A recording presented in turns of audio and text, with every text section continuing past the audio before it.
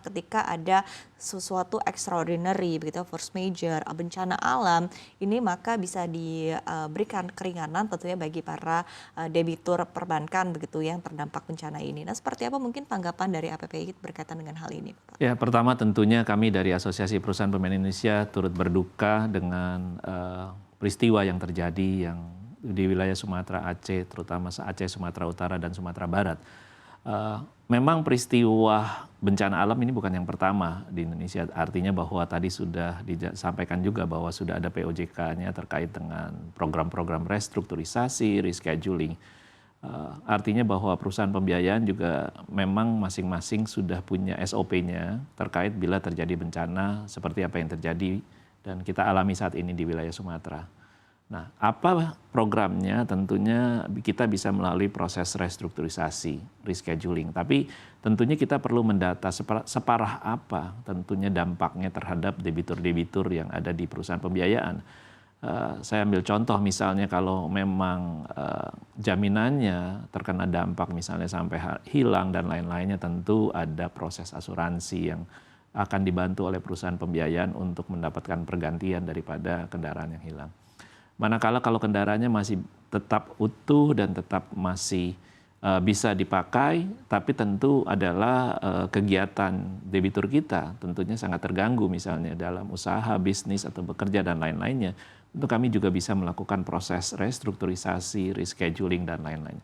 Jadi ini tergantung dari kondisi dan keadaan masing-masing debitur kita. Namun demikian kami sedang bekerja keras bersama-sama dengan OJK juga. Dari asosiasi kami mengirimkan surat kepada atau permintaan pendataan kepada seluruh anggota kami di Asosiasi Perusahaan Pembiayaan Indonesia untuk memberikan datanya mereka masing-masing. Namun memang belum tentu secepat itu. Dari kebanyakan perusahaan bahkan sempat menyampaikan bahwa kita ini ada step-stepnya. Pertama yang kita perlu mencari tahu adalah karyawannya dulu nih, terdampak nggak seperti apa dari bencana ini. Sambil menunggu kadang-kadang ada nasabah yang datang satu persatu dan lain-lain, sambil juga nanti karena operasional perusahaan juga yang kalau terkena dampak bencana kan juga tidak bisa operasi perusahaannya. Nah, jadi bertahap tentunya kami sudah memulai dari 2 minggu yang lalu, sekarang berangsur-angsur mulai banyak data yang masuk dan disampaikan kepada asosiasi yang kami teruskan kepada Otoritas Jasa Keuangan. Oke, baik. Sejauh ini seperti apa? Tadi kan disampaikan juga bahwa pengumpulan data saat ini juga tengah dilakukan begitu ya, akan dilaporkan juga kepada OJK, tapi memang tentu yang memiliki data precise-nya begitu ya, ini adalah para pemberi pembiayaan ya. Nah, sejauh ini perusahaan. Iya, masing-masing perusahaan begitu. Nah, seperti apa Bapak sejauh ini ya, mungkin data yang sudah terhimpun begitu dan mungkin pemetaan ya untuk kredit apa saja begitu yang mostly memang bisa disesuaikan begitu dengan POJK yang ada. Awalnya tentunya di kita kan ada pembiayaan 3 jenis pembiayaan, investasi, modal kerja, dan multiguna. Kalau investasi tentunya terkait dengan pembiayaan yang berhubungan dengan misalnya debitur memerlukan alat berat, terus mesin-mesin, industri, dan lain-lainnya. Nah, tentu ini di wilayah Sumatera pasti ada, karena pasti ada misalnya debitur yang memerlukan ekskavator pada waktu tertentu sebelum bencana dan lain-lainnya, dozer dan lain-lainnya, grader. Nah, tentunya nanti kita akan mendata seberapa banyak alat berat ini terdampak daripada situasi banjir bandang tersebut. Nah, terus bagaimana dengan konsumen yang misalnya pembiayaan sepeda motor dan mobil? Ini pasti banyak karena portofolio kita paling besarnya adalah di pembiayaan sektor motor dan mobil. Motor dan mobil bukan hanya pada saat debitur kita memerlukan kendaraan, tetapi juga motor dan mobil ini bisa dijadikan sebagai jaminan untuk pembiayaan modal kerja. Artinya debitur kita yang sudah lunas dijaminkan. Nah, semua jenis pembiayaan yang ada tentunya pastinya kita harus data seberapa besar dampaknya dari bencana yang terjadi ini di wilayah-wilayah tersebut. Nah, tentunya masing-masing perusahaan pembiayaan pada saat bencana sudah mulai mendata dan kita pada saat meminta data kepada perusahaan pembiayaan juga dengan cepat mereka berinteraksi dengan tim sekretariat Asosiasi Perusahaan Pembiayaan Indonesia. Kami terus mendata, kami terus mendapatkan informasi dan data ini terus kami perbaharui dan kami kirim kepada Otoritas Jasa Keuangan. So far dari datanya seperti apa, Bapak? Apakah memang sudah bisa disampaikan begitu? Sudah mulai terlihat, artinya di awal paling baru hanya situasi yang terjadi.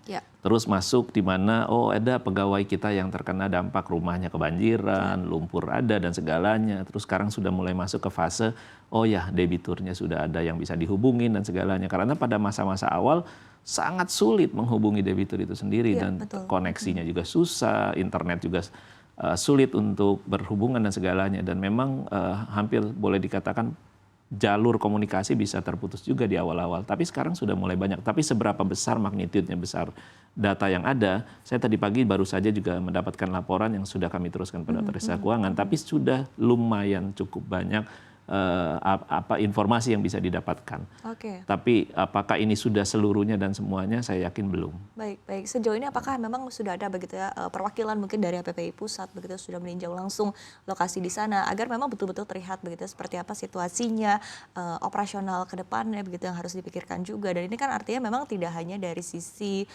debitur saja begitu yang bisa menjadi korban ya dari apa yang terjadi di Sumatera begitu, tapi juga seperti apa tentunya dari sisi anggota perusahaan atau karyawan dari perusahaan tersebut juga mungkin terdampak begitu Pak, seperti apa? Ya, kebetulan pengurus-pengurus kami di pusat APPI Pusat ini adalah semua pelaku usaha juga. Kami ada kurang lebih 17 pengurus yang turut aktif di dalam kepengurusan APPI.